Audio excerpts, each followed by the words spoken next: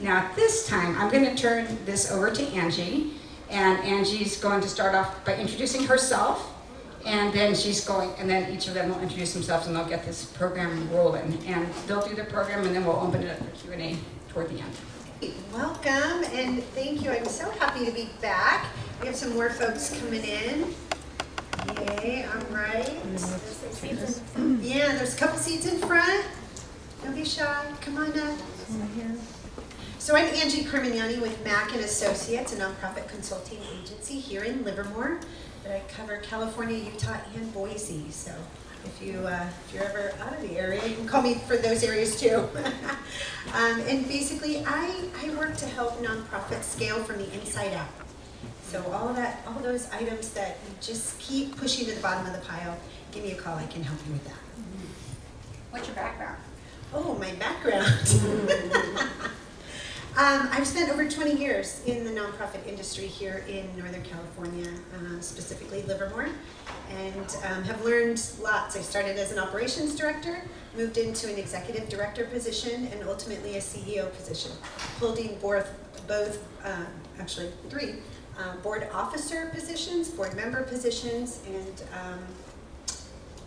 founding board member, I think. So I have a unique view in looking at how organizations run, because I really can look at it from different perspectives. So if you ever need to chat, give me a call.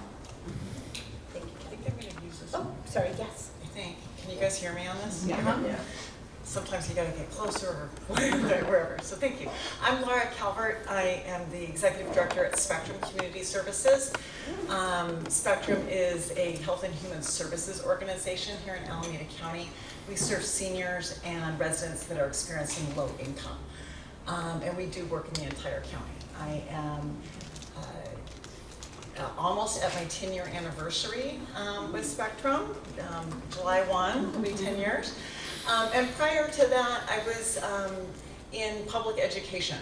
I spent over 10 years with the Fremont Education Foundation, which was an all-volunteer organization that I wore lots of different hats with, including program management and implementation, as well as fundraising and leadership. And so I really find myself to be a generalist, because I've never been a development director and only a fundraiser in any organization. That's never been my sole responsibility. And I understand a lot about sort of those smaller organizations and growing, as well as when I came to Spectrum 10 years ago, we did not have a donor list at all. Mm-hmm. So different experiences. Thanks, Laura, and thanks, Angie. And thanks, Kathy, and everyone for joining. My name's Jen Leonard-Benson. I'm the executive director at Sunflower Hill. For folks who don't know Sunflower Hill, we co-develop affordable housing and have programs for adults with intellectual and developmental disabilities. We're actually celebrating our 10-year anniversary this year, so we celebrate with you, Lara. And my background is really nonprofit capacity building and fundraising. I've been in nonprofits for more than 25 years. I'm not telling my age. I was doing it since 2. It's really been as a fundraiser. I've done minor gift fundraising, direct mail, events, major gift fundraising, planned giving, anywhere from small local, 3-person staff organizations, all the way to state, national, and international organizations. My last position, I actually worked for the University of Chicago. I did alumni relations and development here on the West Coast, and worked with 8 different, alumni groups, all on the West Coast and as well as in Asia. So I have a lot of varying experiences, I think, as compared to folks on the panel. And again, have worked in organizations where we're just building a donor base. And again, Chicago just completed their $5 billion campaign. Oh, so we're all in the same boat. We're all trying to raise money to do good things. And I think I don't have a scarcity model. I have really a model of support. I think we're all here to do the same things, and let's learn and talk about how we can do that. Right, let's get started. No, I love using microphones. Can Can you guys hear me in the back if I talk loud? Yes. Awesome. All right. So first off, we're going to introduce fundraising cycles. These are 6 cycles that you can utilize throughout an entire circle of fundraising. So we'll start off with identification, cultivation, qualification, solicitation, recognition, and stewardship. Yes. Just, can we get a copy of your PowerPoint after? Yeah, So we don't have to write everything down? Absolutely. Okay, great. It'll actually be available online through the TVNPA website. Actually, we will send it out because it won't be available on. Okay. Sorry, it'll be sent out. Thank you. Okay, yes, good question. You got it.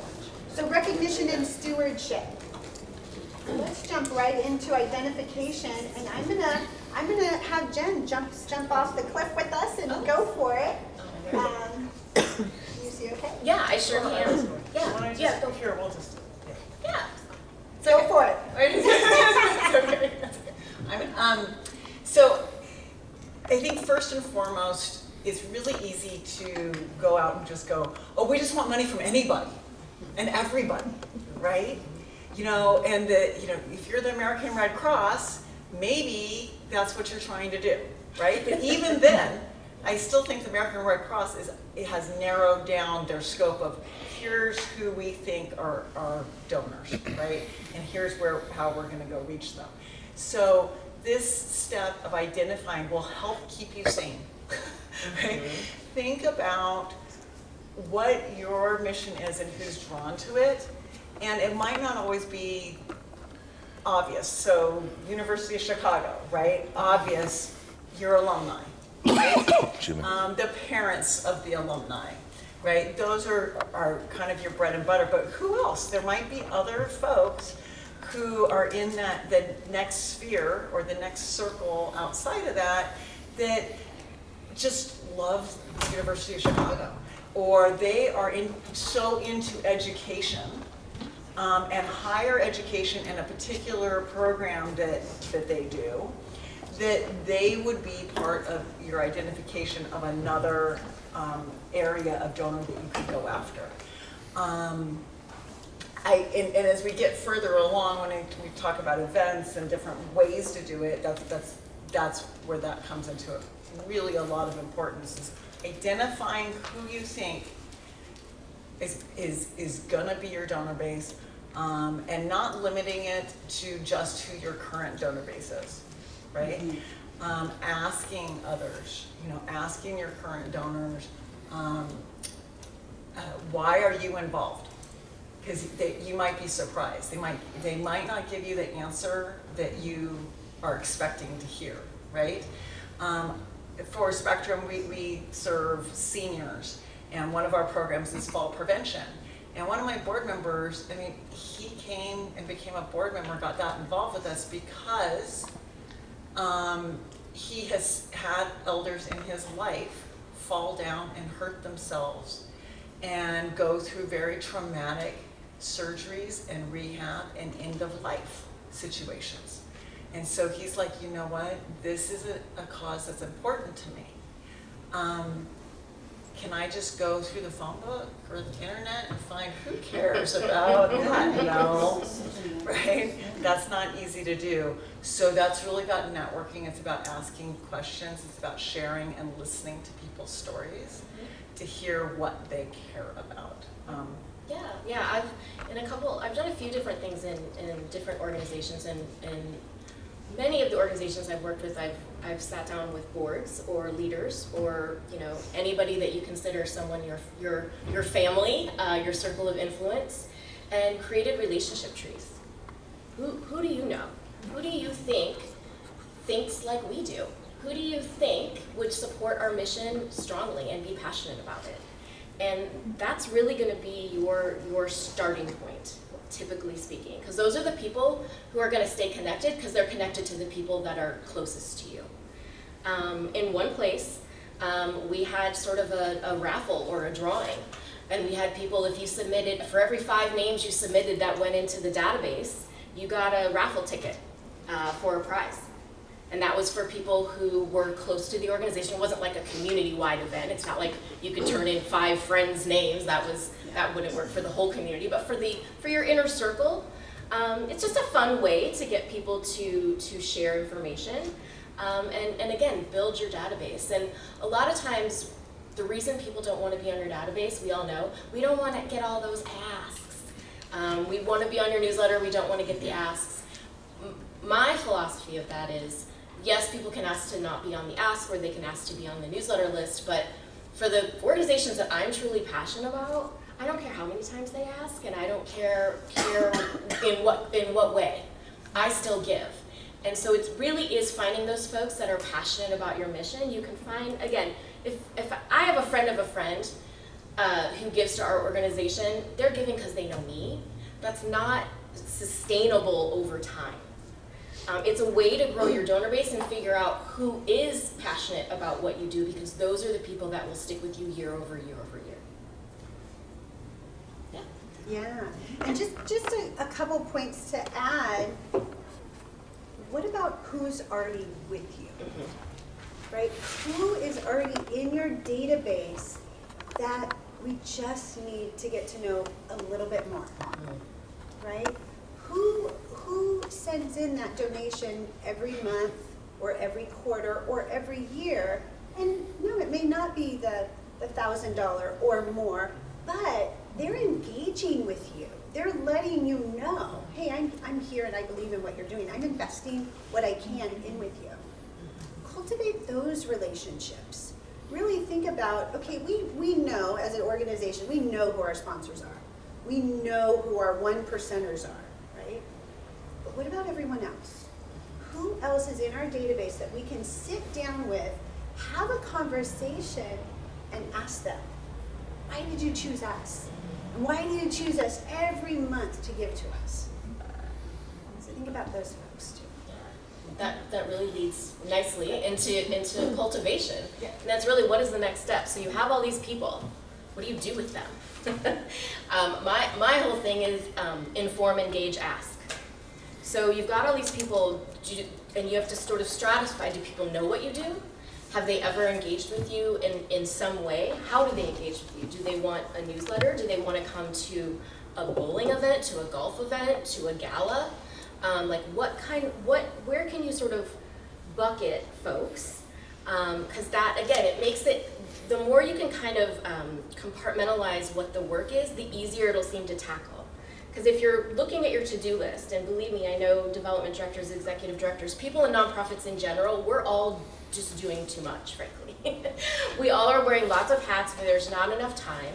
And so you've really got to put things in chunks that are manageable, right? So if we're gonna maybe you can't cultivate everyone in your database, but maybe you're gonna take folks that are your major gifts or your monthly givers and figure out what your cultivation is gonna be. And that could be an annual pancake breakfast. That could be a monthly newsletter. It could be something as simple as, I know something that I did in my last job, and I started at Sunflower Hill, was Thankful Thursdays. And I think today's Thursday, right? Mm-hmm. And it was something that encourages staff to send 3 thank yous every Thursday. It can be an email, a handwritten, a phone call, whatever, and it could be to a donor, to a volunteer, to a program participant or client. It could be to a vendor that you've had a really great experience with. But cultivation you just really have to think a bit outside the box when you're cultivating folks, because you're not just cultivating them to give, you may be cultivating them to do many things in your organization. And it is about building a true relationship and not something that just is getting folks to the next level. And I think that's important. What I'm hearing you say is we need to listen. Yes. We need to listen to folks, because, I could think, oh, I've got a database and they all want to come to a party and I'm going to throw this huge gala and they're all going to show up and because I invited them, right? Mm-hmm. Mm-hmm. But maybe your folks don't want to do that, right? Mm-hmm. Then you just really wasted a lot of time, resources, and money into something that they don't want to do, right? I know that I have some reoccurring donors that are fabulous, they are never coming to a single Right, event. right. And so I'm like, that's okay, right? Because I need to meet them where they are, right? Anyway, my 2 cents on that. Yeah. More things.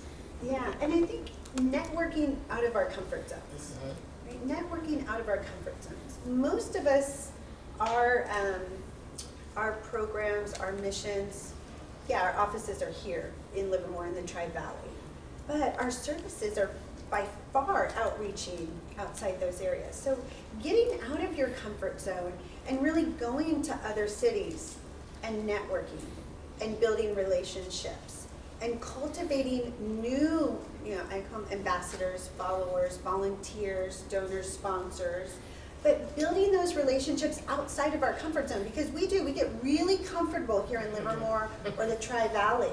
But if you have even one person that you're serving in a different county, well, go after it. Go out there, and start building relationships and finding out what's going on in that community. Could you service more people? Are there donors there? So network out of your comfort zone and build relationships in different ways. When you build relationships in different ways out of sort of the norm, you'll cultivate new donors, you'll cultivate new volunteers, new vendors, new relationships. So think about what's out of our comfort zone, the normal check the boxes that we do, spoiled in our beautiful Tri-Valley. Well, I actually wonder, so raising hands, how many people do services and work outside of the Tri-Valley area? Okay. So a lot of us in the room do, yeah, a lot. And so that isn't, that is important. How often are you getting to different locations? I know that for me, and sometimes I'm like, oh, I'm small, I'm only in one county. But we do work in the entire county. And so it's a lot, right? And no one of us can do all of it. And understanding that to do it well, yeah, you need help, you need support and focus. Yeah. I was just going to add too that I think a lot of times we do think the world is on our shoulders and it's just kind of us having to take care of this. And I would say sort of whether you have a small staff, no staff, boards, volunteers, lean on those folks, right? This isn't just one person's job. Literally, cultivation is every single person who's associated with your organization, their job is cultivation. Because whether it's someone who's on the front lines that's working with clients or staff, or a volunteer or a board member, every single person that interacts with someone on behalf of your organization is creating a cultivation experience for them, whether they're a potential donor or a volunteer or someone who's going to work with your organization down the road. You have no idea. And so really helping people to understand that cultivation is everyone's job at some level is pretty key. I'll share a quick story only because I think it's relevant to this topic. I had 3 kiddos that came out of Mountain View. I was like, well, it's only 3. But I reached out to different organizations in Mountain View. And I started writing grants for these 3 campers, and I got the money. And, granted it was $2,000. That was $2,000 more than what I had. And again, that was way out of my comfort zone. I thought, gosh, are these people even going to talk to me? These people will be out in Mountain View. They're going to look at us and go, you're in Alameda County. But I could prove I had the impact. I had my reports. And they gave to us for over 15 years. And every time I got a new camper from Mountain View or Santa Clara, boom, added them to the list. So again, just think about getting out of your comfort zone of where are your services really reaching. Qualification. Databases. How are we prioritizing everyone in our database? Yeah, You want to take that? I can take a little bit of that. Because Sure. I love databases. Yes. Yeah. Segmentation again is typically key. It also plays a little bit into direct mail, which we'll talk about in a minute. But so I learned. So I did training with the IU School of Philanthropy, and I learned linkage, interest, and ability. Huh? What? Linkage, interest, and ability. Those are like the 3 areas. If you were to take an individual and rate them, how would you rate them in relation to your organization? What is their link to your organization? What is their interest in your mission? And what is their ability? And generally, you really need all 3 for sustainable gifts. That's not to say that you can't find a multi-million-dollar donor that's going to give you a go-away gift, but they don't give a hoot about what you do. And it happens, but that's not sustainable. We want sustainable funding. That's really the key for nonprofits. And again, if you need a short-term sort of boost, then that can work. But if you have all 3, that's what is going to give you money long-term. So look at folks and say, what is their link to your organization? If they participated in an event, are they on your newsletter list? How are they linked to, are they a friend of a board member? Again, what is their connection to your organization? Oh, yeah. Do you, I'm in sales and we rate everything. Yeah. You get an A, B, or C, or 1, 2, or 3. Yeah. Do you use that same sort of thing, or just yes or no? No, you can do yes or no, or you can do a number system. It can be as What do you do? complicated or as easy as you want it to be. It depends on the size of your donor list. If I'm doing 100 people or I'm doing 10,000 people. So We don't have 10,000, sadly. right, and timing, right? It's also timing, or how many people you have working on the project. Yeah. If it's just you might need to take the first 100 people and go with that. But start somewhere, Yeah. right? And it could just be yes or no first. And then once you've got, all right, all these people are all yeses in those 3 categories, then maybe you start going, well, this person is a 5 on the linkage scale. We know they're super passionate. Their capacity or ability to give, meaning dollars and cents, might be low, but this person might be really high. And so it really is figuring out where folks are in that matrix, and then figuring out, we'll go next into sort of where the solicitation or how to ask different folks. But really, those are the 3 criteria. And again, people will say, go after the money, go after the money. I say go after the passion, go after the passion. Yeah. Because the passion, I would rather take, $10 donors that are going to give me $10 every month than, again, the $1,000 donor that's giving me a go-away gift that does not care a hoot about my organization, but they're giving me this to go away. Please don't bother me again.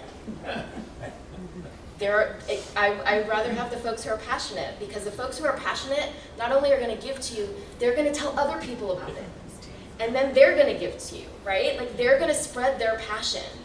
That's the point. It's not, yes, you have to have the dollars and cents. We all have to have the dollars and cents. My favorite thing, I'm in the most recent executive director roundtable with TVNPA, and one of my favorite things that our facilitator, Shake, said was, yes, it's great feelings to work for nonprofits, but the grocery store doesn't take great feelings to pay for the groceries. Right? We need the dollars and cents. We know that. That's a given. But we will get there, I think, if we connect with people who have the passion. Can I get into it? Yeah, please. Functionality thing? Please.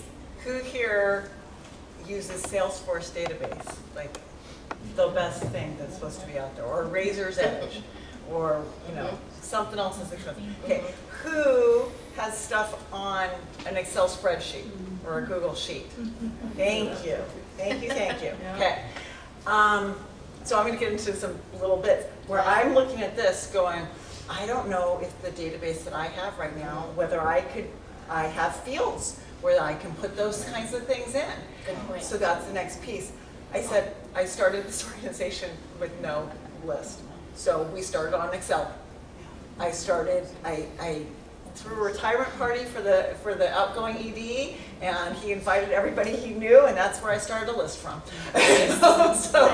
So you just start going, and then got to the point where I was like, okay, we're growing up now, and we have the capacity. We need to get a donor database.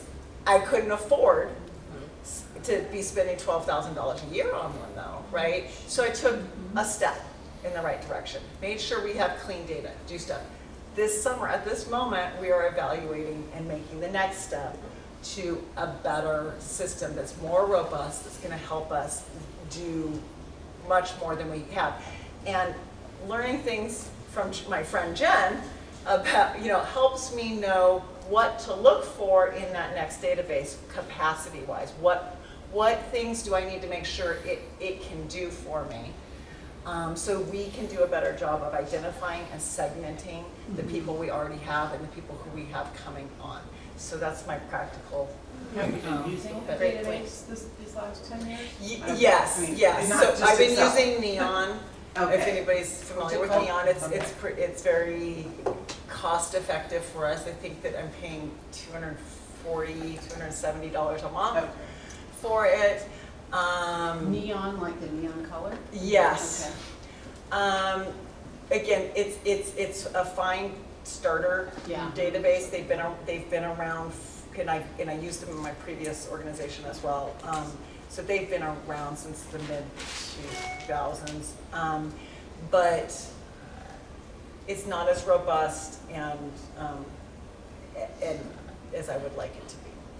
Robust as in it crashes, or not robust enough to put all the different information A little bit of both. in? Okay. Try not to. No, it's good. You're They're, not bashing. I'm just saying, it's, You're being helpful. I You are being helpful. part of why they're inexpensive is maybe they don't don't put as much money into their customer service as they need to. Okay. What are you saying? I was just gonna say, we're looking for a database right now too, and so far it's So are we. running, we have Bloomerang. okay, I'm gonna throw a word out there, write it down, Humanitru. It does events and CRM. Humanitru. I've also used Salesforce and I've used Razor's Edge. At Sunflower Hill we use Salsa, and it has two components as well, a CRM, constituent relationship management software program, and an Engage program that handles events and newsletters and things like that, and it seems to work for us. Salsa. Yay, look at that. There's your nuggets. And the bottom line is when qualification of donors, we know in identifying them, we're not necessarily going to go into meetings blindly, right? We're not going to go ask, our $500 donor for $25,000, right? We have to do the research. We really have to dig in and look at what is the giving history of this person, not only with us, but anyone else out there they're giving to. How would you know that, though? Yeah, what's that? How would you know that? What you're giving to others? Candid, Huh?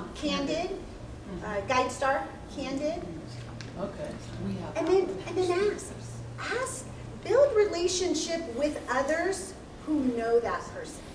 Right? Like, hey, I saw them over at X event. I didn't realize they were involved with them. Like, have those conversations. Get to know your donors on a different level. Build relationships to find out who they are. Or sit down across the table from them and simply ask them. Ask them. Yeah.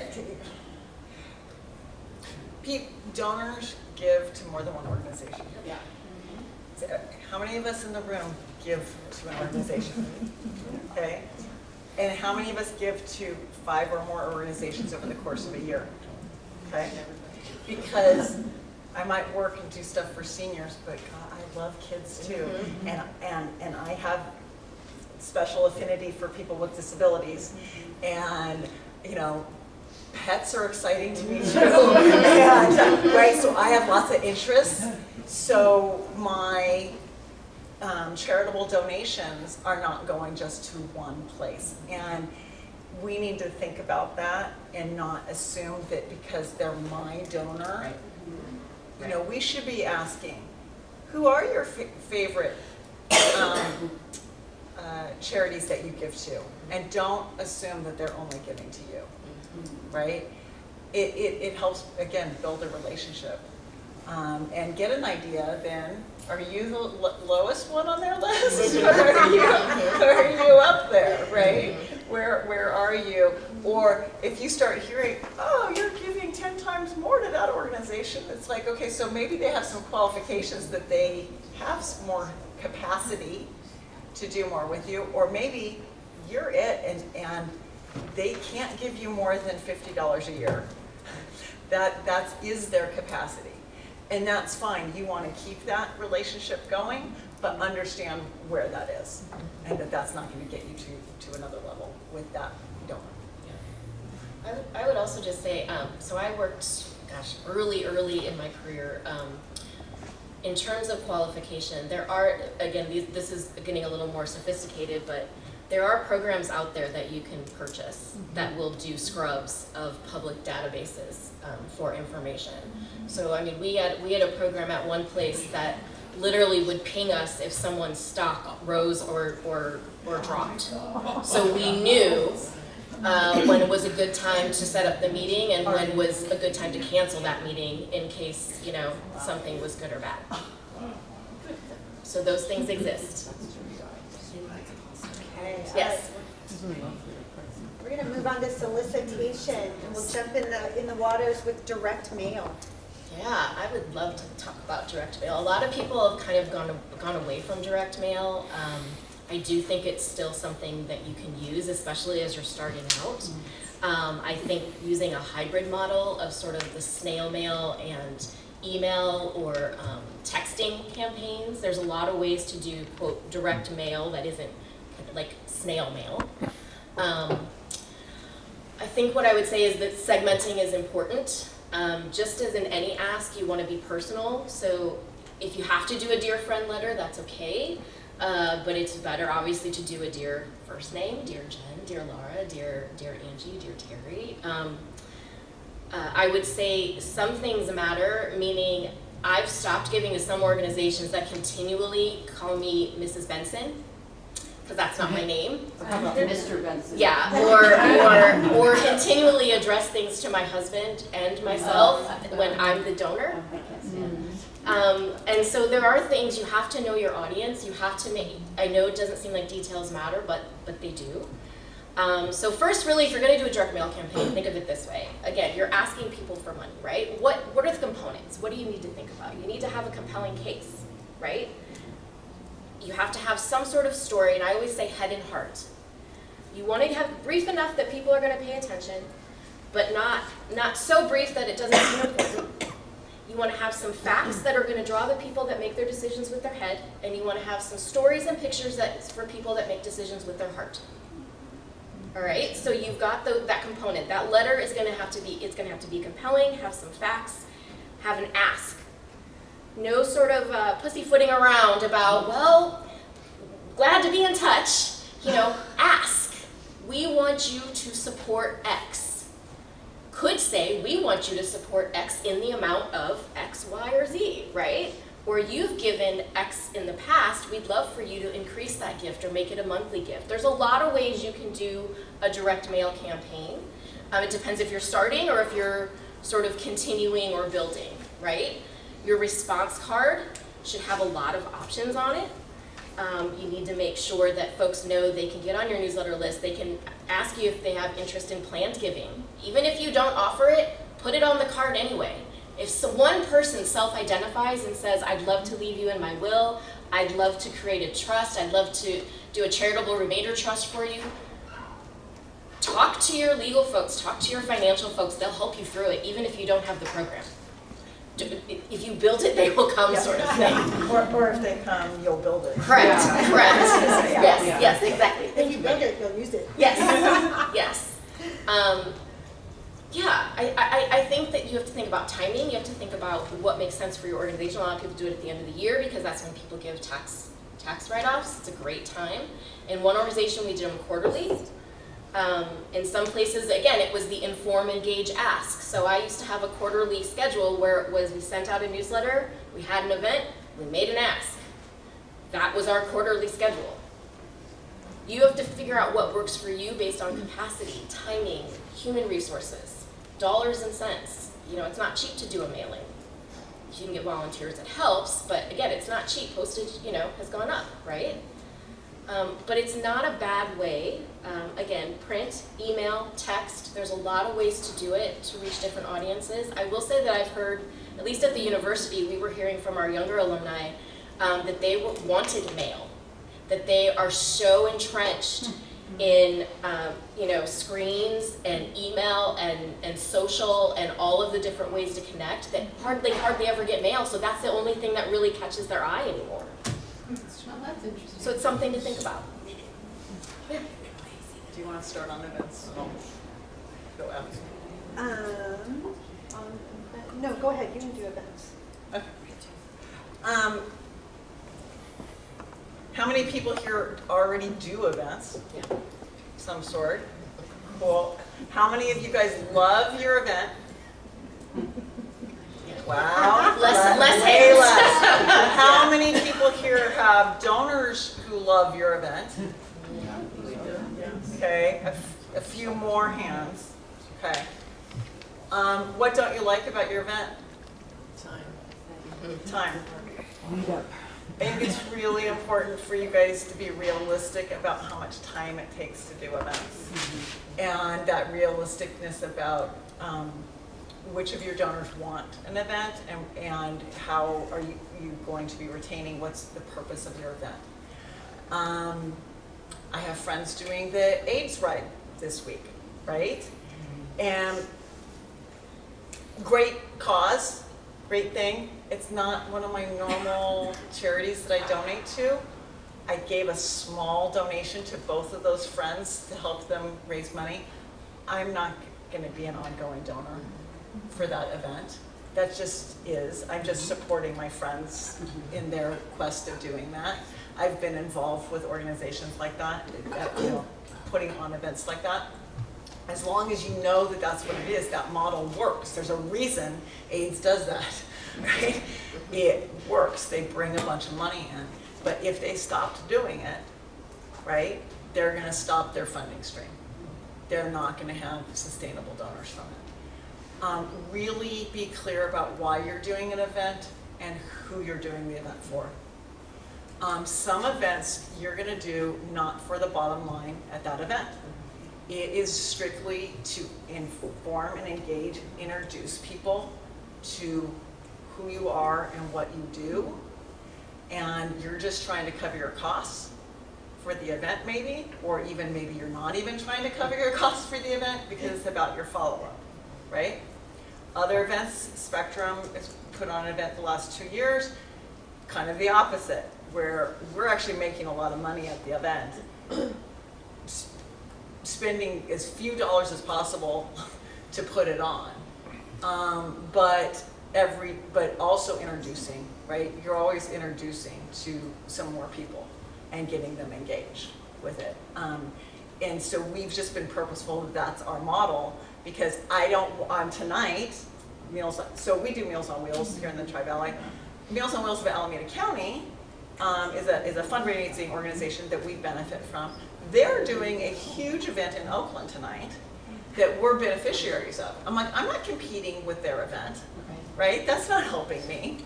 And if, Open Heart Kitchen has a huge gala every year, whatever, I don't want to compete directly with them. So when you're looking at events, not only do you have to think about who you're doing it for, where you're going, you need to make sure you're not replicating and doing exactly the same kind of thing that's already in the space, because your donors not only giving to you, they're giving to 5 or 10 other organizations. Are they, they're going to get tired of going to the same thing if that's all that everybody in the room is offering, right? And then my attitude always is, if you're not having fun, and they're not having fun, you can do it once, but they're never coming back. Can we ask questions all throughout? Sure. I'm newer to the Tri-Valley nonprofit world, but I grew up in San Diego where we had Giving Back magazine that posted all the galas. It was really easy to find a list of galas, but so as we're planning the one for Fertile Groundworks, we don't want to overlap with Open Heart Kitchen and other places. Is there a list of all of the Tri-Valley events? We want to have that. I'm not volunteering to do that. There's a Facebook page, but We tried to set it up as a calendar item on our website. That didn't work as well, but we're looking for some kind of software where we can easily do that and we can go check. Because that would be a very handy tool to Yeah. It's a Plus shame. the independent every week publishes a gala event or nonprofit events in one of the But it sections. is a planning ahead question. Yeah. I'll say in Fremont, the Fremont Chamber became the organization that had that calendar that you could submit to, and so we all used that to make, because sometimes the calendar shifts and everyone's like, oh, we always do it on the first Tuesday in February, but the calendar moved and now we're stepping on each other, right? And so some of it is talking in the room. But yeah, maybe let's see if we can figure something out, but it makes sense for it to be here too. So to round, no, that's okay. To round out this topic, really think about how you're going to move forward, whether it's with a direct mailer or an event, and tailor it to your donor, tailor it to an individual. And there's so many ways it can be done. You can send out a formal database generated letter, and I speak from experience, you can write an extremely personal handwritten note on it.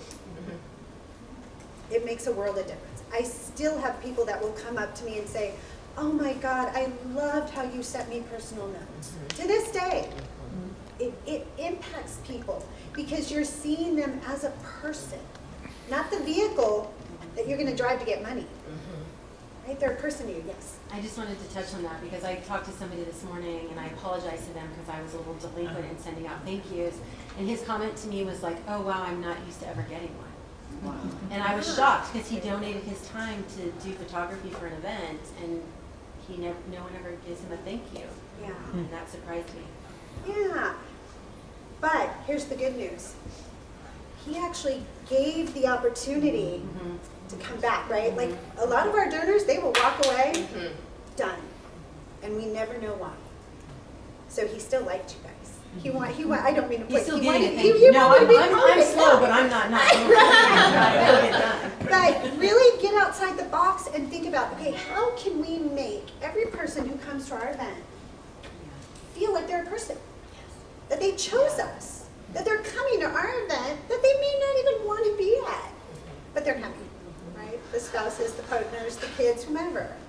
How will you make them feel special? Tailor the solicitation to them. Which brings us into recognition. Yeah, Because you there you just go. went for it. Because it goes hand in hand. Yeah, Right? absolutely. It goes hand in hand. I know that my mom taught me that when I was a kid. It was like, if you had a birthday party, you're gonna write a thank you note, right? And that's what that is. And talking about people who don't get something in the mail all the time anymore. Those are great times to do that. And it takes time. And you have to calendar and schedule it.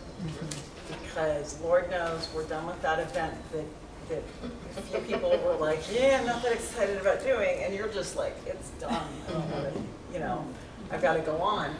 So if it's not you, then who, right? If that's not your exact favorite thing to do, find a partner in your organization who they're full on in charge of. Doing some of that immediate recognition. And I'm talking about event, but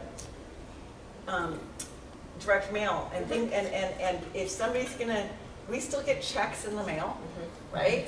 Certainly online giving is more of what we have, and there's an automatic email that comes out of our database that, recognizing it, but we all know that was not a person didn't generate that email, right? Does that make you feel warm and fuzzy? No, it doesn't.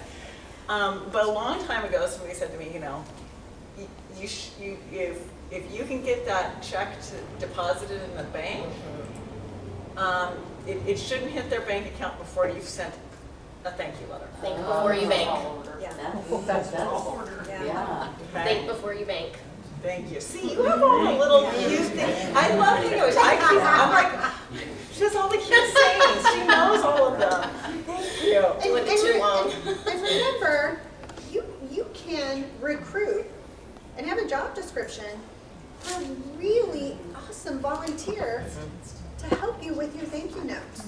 So with every handwritten thank you card, because folks give online, you can have a volunteer do that for you. Granted, vet them for great handwriting, right? Vet them for great handwriting. Spelling. I had a fantastic retired executive of a company who volunteered for me. She was a perfect person to do proper handwritten thank yous with me. You know, so just give some thought to that. And that's handwritten.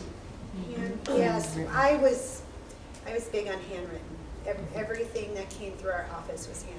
Or if it's generated, as Angie said, Yeah. do a personal note. Yeah. Right, because we do both, so and it depends on the donation level and the donor, right, how much time we're doing, but I do type printed ones that are, you know, for tax purposes for folks, so they can put it in their file if they still are doing that, or they can scan it or whatever, and I write on the bottom of them, and a couple times people are like, you're so busy, can we just send this? I'm like, no, I'm like, 'cause I want to see the names, Yeah, so that if I run into you, I can again Thank you so recognize much. that you had gave, and I know that, and it didn't just go through the system, and I didn't notice it.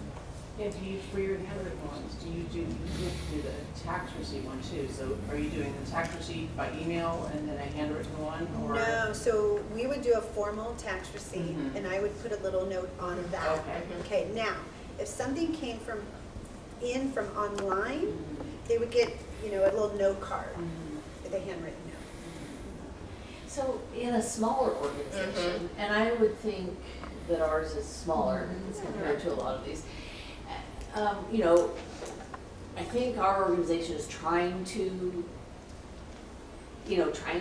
build and improve. And how would you, if donations are coming in from several different people and we don't really have a Organization of it. we don't, it's not organized well enough to, because bank before you bank, I love that.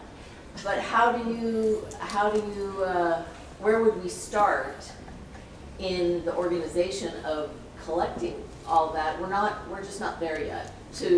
They come in from too many people, too many different places. So to have one person doing the thank yous, you know, we're not there yet. Is that clear? I think you might be there. You just don't realize. I think you're there. Okay. Well, you know, the beginning steps, but so you've got all the information because you're putting it into QuickBooks. Yes. Okay. You start there. If you're inputting into QuickBooks their address, their full name, right? You can easily put that into an Excel doc and create a column that just says thank you and sent. And then you check the box that says thank you.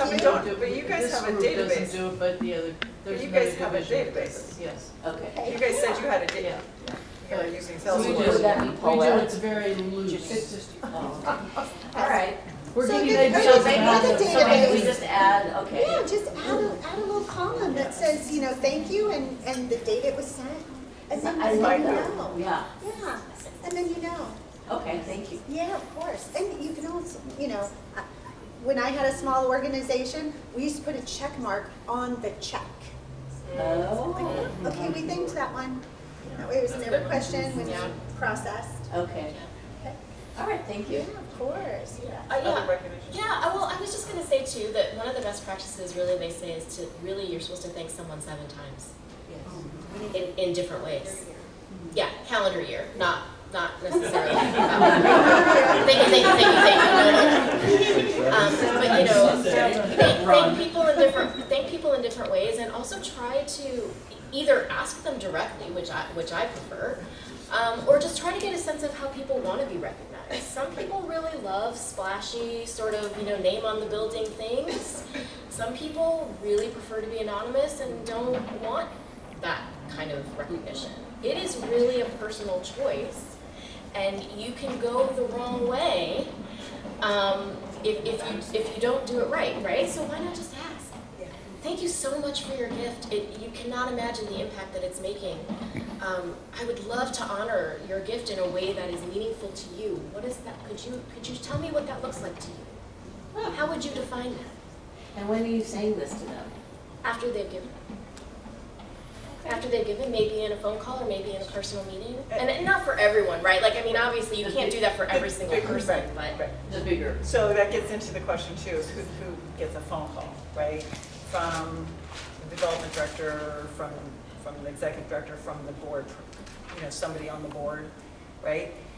Utilize that, because when it's when it's something that you consider a significant event, and every organization needs to decide what that is, right? Then you go, okay, who's gonna do that within that organization? Because I know my board president, I'm like, if I give him everything, he's gonna do it. And he's happy to, And I know it is harder in smaller organizations, I understand. I mean, obviously, like in the university setting, we all had people that we had university relationship managers, and you had a caseload almost of folks that you were responsible for, and that was your group, right? And it's harder if it's just you, or if there's a few of you, right? But start small.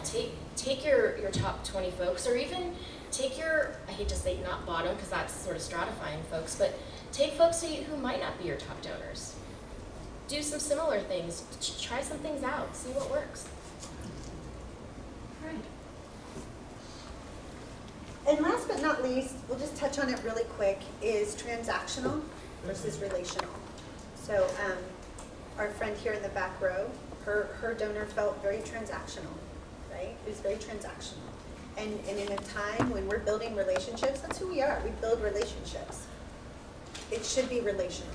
Every donor relation, every volunteer, every vendor, get a relationship with them, right? People want to feel relevant. They want to feel like people in front of you, not an object. And we are rounding out with stewardship. How do we continue to cultivate and just start the cycle all back over, right? And so, stewardship is not something we only do at our event, or after our event, or after the donation comes in, right? It's ongoing every single day, and every event that we go to I'm just gonna say it, that we drag ourselves to sometimes. Thank you for dragging yourself here today, right? But once we get there, we're having a great time. It's fun, we're networking, right? So just the stewardship never ends, it's always going, right? We're always out there working for our missions and the visions and the programs we support. What is stewardship? Just somebody who gives to you every year? Oh. Go ahead. No. So stewardship is really the ongoing maintenance of the relationship. Oh, okay. So just as an example, again, at a previous place, we had a major donor. We knew after visiting her home a few times, she loved martinis. So if we found really fun martini recipes, we would just send them to her. That's stewardship.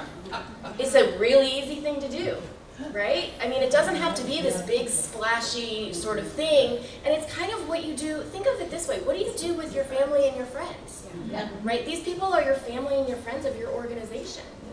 So if you know someone, has an affinity for X, Y, or Z, and you happen to see it out and about, I'll snap a picture and just be like, oh my gosh, I just saw this and thought of you. It takes a second, but it can mean a lot.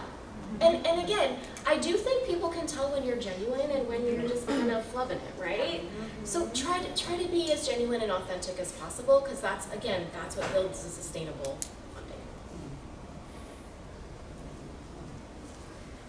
Start the cycle all over. Just keep it going. Just keep it going. And again, I couldn't stress enough, going back to what Chen said, it doesn't have to be big. During COVID, we reached out to as many of our donors and volunteers and vendors as we could, and just simple email. Hey, just wanted to say hi today. I hope you and your family are well. I can't believe I got more responses from those emails during COVID than I did for any other mailing or email I'd ever sent out. We were all in a little bit of a different place, but my point is, it was so small. It was a simple email, nothing fancy. So stewardship really is that simple. Okay, I've got a question. So donors, and again, smaller organizations, do donors prefer that the monies be spent in their local communities? Depends on the donor. Depends on the donor, and again, Ask great them. question to ask them.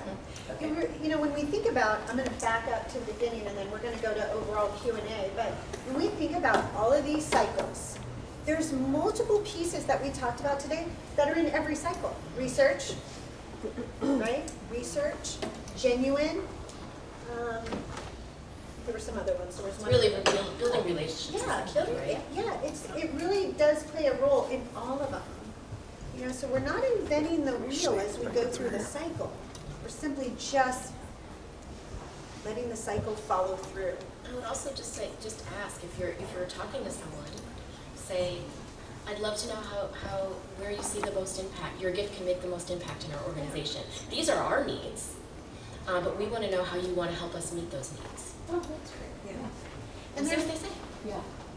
And there's one thing that I always say with fundraising. It's a yes until someone tells you no. Yes. It is a yes until they tell you no. But we're never gonna know unless we ask them. Right. The biggest mistake is really, it truly is not asking. It's not asking. People are so afraid, and we talked about this again in our roundtable. Our attachment or our emotional baggage related to money personally impacts how we do this job, or how we assign baggage to other people about money. That they don't have a hang up about money, but we might have a hang up about money, right? And so what I've said is, think about when you give to your charity of choice, whatever it is, whatever your passion is, think about when you give that gift, how you feel. Why would you not want to give someone that same feeling? Why would you not want to ask them for a gift to support your organization when you know they already want to do it? You've done all the research, you've identified them, you know that they're passionate, you know they're connected, you know that they have capacity. Why would you not want to give them that same cool feeling that you get when you give to your charity? Like, we should all be wanting to spread that. And really quick, one last thing to think about. You ask for money, you're gonna get advice. Yeah. You ask for advice, you're gonna get money. And I built relationships with my donors, and I would be very strategic, but I would ask them. I would ask them their opinion or their advice on a program or something we were planning or something we were strategizing. Okay?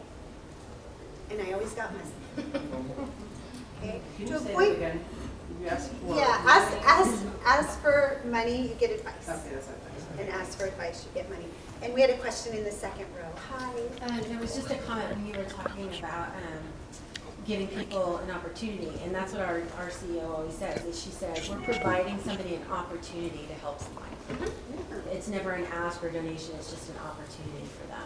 Because like you said, some people might not even think to offer money. They might think you need a volunteer or whatever it is. Right. Absolutely. Yeah. Well, Anyway, no, I'm just laughing. Yeah, there's people who've, told us what event to do, right? Right. Yeah. Have gone, but they're not going to come and do it for us. But so there's that comment, right? And Tracy, your organization, I could see where they're thinking, well, I have to give up a Saturday and come be there and do the work myself. And you might be like, I already have a bunch of people like that. I need somebody to actually buy the paint. And there are lots of people out there. There are neighbors. Just look at whoever lives near you, right? Who has no time to actually go spend a day going and physically doing some work for somebody to make that happen. And so it is giving them that opportunity for them to feel good. Then it's like, okay, I don't have time in my life, but my stock went up last week and whatever, and my CPA told me that I needed to give more, that I should have given more. Right? So give them the opportunity to feel good, that it's okay if they don't have time to show up. This is the way that they can contribute at this time in their life, and that's okay. And how do you see the difference in the donors that are donating just to the organization and donors that are donating for an event? Oh, well, some people only want to come to an event. There's people who that's their thing. They're like, oh my gosh. Okay, maybe I shouldn't Assistance say League puts donor. on the best event, And as long as they have that, I'm gonna come spend money at that event, but I'm never giving them money any other time. But a sponsor maybe, Yeah. maybe that's Oh, better, maybe that's okay, better. sorry. Yeah, I think that That's is, different. there's a very big difference between a sponsor, a donor, and a buyer. A buyer? A buyer. Right? There's a difference, a massive difference. A buyer is someone who comes to your event and bids on something. Oh, okay, It's a very different relationship, yeah. right? And I would encourage you to look at that. The buyer wants something for themselves. That's right. Okay, That's right. The buyer needs a transaction. yes. But your donor's gonna raise their pay. They're gonna give back what they're bidding on. Okay. Or they're not, and they utilize it for greater good of however they do that. Okay. But they're very different relationships. You know, sponsors, I encourage us as nonprofit leaders, we go after sponsors for this event. Right. Go after your sponsor for that event in 3 years. See if they'll commit to multiple years. Yes. I have a question that kind of segues into what you just said. If you have any advice on turning buyers into donors. Because I run a professional symphony orchestra. We used to be called Fremont Symphony. We rebranded recently to Bay Philharmonic to try to reach a wider area outside of people who are connected to Fremont. I've got a small group of loyal donors, but I really have to build that donorship. And so we, get 600 to 800 people coming to our concerts that think of us as an entertainment opportunity for them, but don't think of us as a nonprofit or somebody that needs donations. So how do we turn those people into loyal donors or just expand our donor base? You ask. Yeah, I think it's a 50-50 chance. Because sponsors genuinely are their own business. They need something, right? They have a need they need to fill, right? And so I think it is sitting down and really digging into that relationship and building it. But it's getting to know, it's making the ask to them, and you're essentially asking them for a different type of commitment. Yeah, it's not an easy relationship to evolve. How are you following up with your attendees? With emails and direct mails, and we send donor letter, campaign letters to everyone on our database, and we segment them based on if they've given before or if they've just been concert attendees. So, we don't contact them all personally, but we try to reach out. So you're doing a lot of the right methods, I think. Sounds like maybe even maybe creating a focus groups. Invite folks and hear their thoughts. Why are we members? Why are we not members? Why are we attending? What would it take to move the needle for me to go from just attending one to quarterly or whatever? Is it awareness of the money it takes to put this on? I'm sorry? Is it awareness of how much it takes? That's true too. Yeah. For you to be entertained. Understanding that The big picture. ticket price does not cover all of our. Yes. Right, because if you're aware, then maybe you are more caring of taking care of your You could put a picture of a dollar bill in your program and show how much the ticket cost covers the budget or whatever, or covers that event, and then how much you need to raise to actually sustain operations. Put it in every program. And real quick, Great just to point. be respectful of time, we're Yes. about 2 minutes to wrap up. So we'll definitely keep going with questions, but I just wanted to be respectful of everyone's time. Okay. No, I was gonna say something similar, because I was just wondering, like, if in your program somewhere, it says that you're a nonprofit, and it asks, because I know I've gone to events before and not even realized. I had somebody ask me the other day if an organization in Fremont, they didn't even realize that they were a nonprofit. And so I think sometimes people don't even know that. They just assume that it's a business getting funding somewhere. And so if there's something in the program that actually says we're a nonprofit, we need this to keep going. We need you to have spaces available for donations at your event. We always have that in the program, but it's going from People raising noticing awareness that we exist and getting them to the concert first of all, seeing what we're all about, and then making them understand, well, this takes more money than that. Yeah. So let me introduce you to Chris Carter, if you don't Yeah. know already. That's what I was thinking. That's a huge thing about this, right? I mean, Chris, who runs LVPAC or Livermore Valley Arts now, has been through all of that. So we really are big believers in not inventing wheels. So let me introduce you to him, which is not here today. Kids, college and stuff. But he can share, he'll happily share his experience with you. And by the way, Tri Valley Nonprofit is a nonprofit. Not, because, you know, like, Genevieve? Yeah, I just wanted to follow up on all these great comments, which are all, I think, pieces of the big puzzle. The puzzle piece we haven't talked about a lot is your story. So win hearts with your story. You know, give people a vision of what they will be a part of when they give. And your story can be, you know, if you're an orchestra or if you are a direct services organization, talk about that person who got Meals on Wheels and the tears that came because nobody had fed them all week and they were desperate, and suddenly there is someone there helping them, being there, connecting with them. That power of that story, that brings your dollars in. And it could be just a $10 a month to start, or it could be suddenly somebody says, that was my mom, you know, 2 years ago, and she needed help. And they'll give you $1,000 because it was so powerful, the story. So make sure you include that, and then the vision that you're going to be part of this. People want to be part of it. Sometimes it's just transactional, but a lot of times, especially repeat donors, just they want to be a part of something. I love that. It's a great point. And one word that I heard a couple times was need. And obviously we do have need, but I like to transition that to want.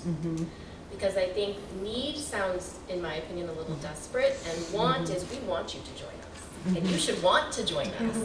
You know, no one jumps on the sinking ship, right? No one wants to go, oh my gosh, our need is so great, and if you don't, you know, we're going to go away. You can really only do the save our whatever once, right? So you want people to join you. Marty? Just from a donor's perspective, I'm talking about the wording. I prefer to say instead of donating to an organization that I'm investing in an organization. Because then I feel like I actually have an investment personally in that organization. And this, some of these people in the room know, if I become a loyal donor, I am invested in your organization and I don't just write the check. So I think it's important to look at donors not just as someone who's behind the check, but someone who's going to invest in your organization over time. It's a great point. And with that, you have investors. Report to them. Report to them the stories, as Genevieve mentioned, but also your numbers. Your numbers hold a story in itself. And it's a beautiful story, right? We all run great businesses. Everyone's got everything in order, right? But yeah, let your investors know about you, your business, and your story. Tracy? I have a question about that. So say we just ran like our first big fundraising event, and I kept hearing like two ends, like people were saying, oh, you should let people know like how much you raised and this and that. And there were other people like, well, you maybe shouldn't tell them how much you raised because then they're going to think you have plenty of, you know, funds. So where does that lie? Does it vary or just, I mean, I've never really had to deal with that, so I wasn't sure. Yeah, I always felt like personally and professionally, I like to be we want to let people know because we had a goal. Our goal was to raise money. Right. And we did it. Right. Right? So in that simple transaction of wording of, we went out to do this, we succeeded, and now here's what we're going to do with that. Yeah, that's the, Here's now what we're able to do because you came and supported us. Yeah. And so not necessarily figures, but just. No, I shared figures. Okay. Oh, yeah, I shared figures. No, we hit our goal. Okay, because that's how I felt, and some people were like, oh, I don't know. And I was like, no, but so you I could say feel so now instead of helping 100 people, we can help 200 people. Correct. Right. I mean, on Candid, they're going to be able to see anyways. Right. So, but I also think this is our language. This is our world, right? We are out to raise money. We should be letting people know we did it. And then let them know how we spent it. How did we invest their money? Right? I came from, I'm still fairly new to California. And I'm not totally up in the nonprofit laws here, but we had to do an annual meeting every year where we shared that financial information to anyone who wanted to see it. And I don't know if that's the case here, it doesn't seem like it is, but. Well, in different degrees. So for example, as a nonprofit, we have to have at least one annual board meeting a year, okay? And our records are public for anyone who wants to walk into our office and ask to see our records. So I think it is just in different variables. It's always good to be transparent. Yeah. It builds trust. Sir. It sounds like the discussion over the last hour and a half or so has been directed at private donors, not corporate. Is there a difference in terms of this presentation when you're looking to get corporate sponsorship? I don't believe so. I maybe because over the years, I've treated them the same when the corporate donor has allowed me to. And what I mean by that is grants have really evolved here in the last 15 years. You know, 15 years ago, a little bit longer, you actually could sit across the table from a grantor from multiple large corporations and have a conversation with them. And then everything went online, and that went away. And that was a little harder for us nonprofits not to be able to build that person-to-person relationship. But through my years, I treated my corporate folks just as I did my individual donors. When I could, meaning when I could get in front of them personally, sure. I would also say that, so again, in sort of the training and some of my mentors, they would say, you know, individuals run those corporations, and it's individuals making those decisions. So you, at some level, you have to follow the procedures of whatever the grant process is or the sponsorship process is. The one tip I would say is that most sponsorships are coming from marketing budgets. So you want to give them, like, why should I spend these marketing dollars with you? What is your demographics? Who are they reaching, and is it the same people that they're trying to sell their product to? That's going to be the biggest selling point. But at the end of the day, it's all humans making the decisions. Well, really quick, sorry, did that help? Did that answer your question? Oh yes, no, that was spot on. Okay, good. Yeah, 'cause the key is the identification to me, right, is to actually spend time identifying the corporations that care about your issue area. Because I get it all the time. Oh, you're in Alameda County, go after Clorox. Where I'm like, Clorox doesn't do senior services. They don't do, you got to realize where they are. But, right, so I get advice from people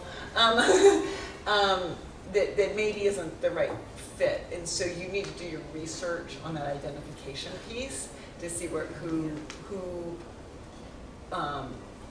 might be the right fit for you in the first place.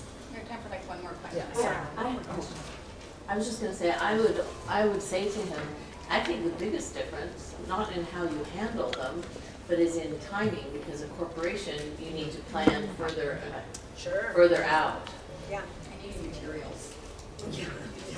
Sharon, did you have a question? I was just gonna ask, when you're eliciting money from a corporation, what's the line between if they have grants versus just a sponsorship? Like, I have a couple corporate sponsors that I want to turn into something bigger, and they also do grants.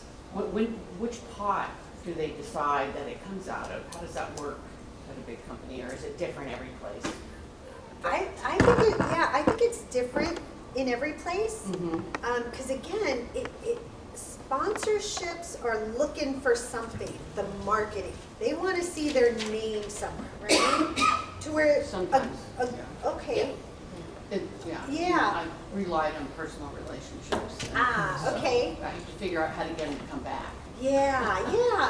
To where grantors, they are really going to they're looking to give to something very specific, a very specific amount for a very specific mission and vision, right? And so you're going to essentially apply for those funds in a completely different way than a sponsorship. Yeah, we have it in a different group. Yeah. I just wondered if they ever crossed. Yes. Not unless you ask them. You can get from both pots of money from the same place. right? They don't really cross that. I've done that, Yeah. right? I've gotten them from the same corporation, depends on- some sponsorship dollars and some grant dollars, if I fit for both of them. And then there's others that maybe their grant dollars are so narrow that it's really hard for me to do, and so I really only go after their sponsorship dollars. And I've asked my grantors, do you mind if I recognize you at my event? And some of them are like, absolutely not, and some are like, oh, yes, please. Fremont Bank is an example where we've had them sponsor, and that's the bank that's sponsoring, and we received grants from the foundation of Fremont Bank. So they have both of those components, and they have different people, and so it's different relationships. Okay, good. Although we've all met together at certain times, so always invite everybody. Really quick, biggest takeaway. Engagement. Think before you bank. Yeah. Thank you before you bank. All right, Thank you for your okay. bank. As long as we've got some takeaways. Building the relationships. Make it personal. Okay. Yay! Do your research. Yes. If I may. Yeah.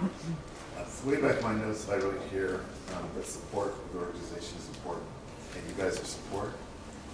You guys free? Are we free? I can't speak for them. I'm happy to jump on a call for 30 minutes and talk with anyone, really, about a challenge that you're having in your nonprofit. And same. We were talking earlier, like, I think we're all here to help each other. Yeah. And if we're not, why are we here? Yeah. So give us a call. Yeah. And I Our contact information was on the. And I believe that it's not about necessarily, I mean, as much as I was talking about, individual donors give multiple, like, there are a lot of people who are not giving at all, right?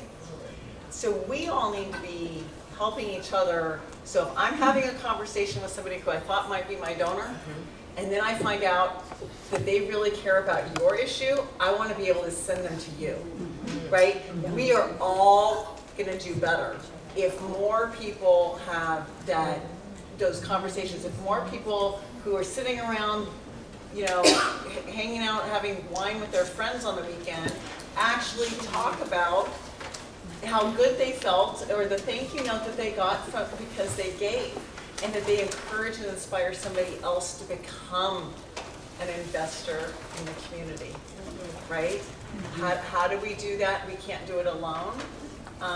We have to do this together. Support each other. Do the Miracle on 34th Street philosophy.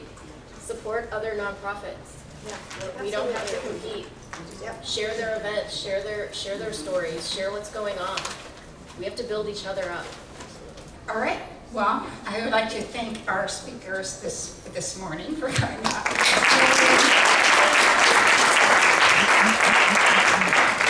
We have nice little thank yous with handwritten cards.